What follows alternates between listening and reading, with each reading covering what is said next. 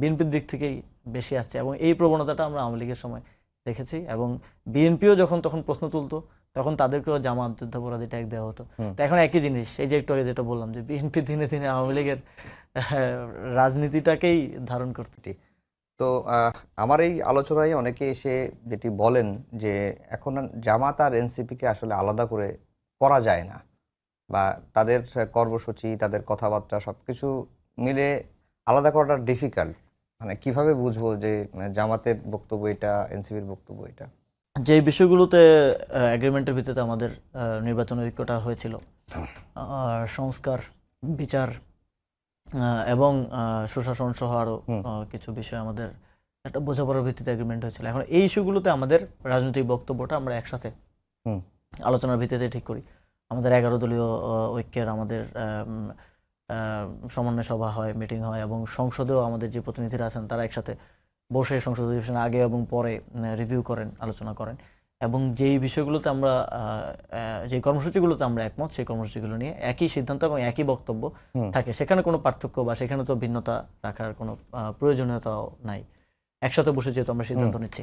কিন্তু রাজনৈতিক ক্যারেক্টারের দিক থেকে যদি আপনি দেখেন, যে এনসিপি একটা মধ্যমপন্থী লিবারেল ডেমোক্রেটিক এবং ন্যাশনালিস্ট পার্টি, এবং সেখানে আমাদের রাজনৈতিক বক্তব্য সেটাই আছে। এবং আমাদের নারীদের বিষয়ে রাজনৈতিক বক্তব্য, অ্যাক্রস কমিউনিটিজ আমরা কিভাবে ভাবি, কিভাবে চিন্তা করি, এবং আমাদের পার্টির মধ্যে যে ইনক্লুসিভিটি, এই ফিচারগুলো কিন্তু আমরা রক্ষা করে চলছি।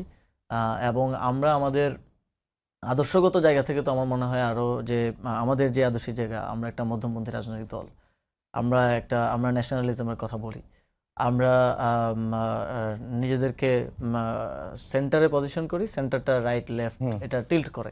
এটা খালেদা জিয়া একবার বলেছিলেন যে ডানের বামে, বামের ডানে।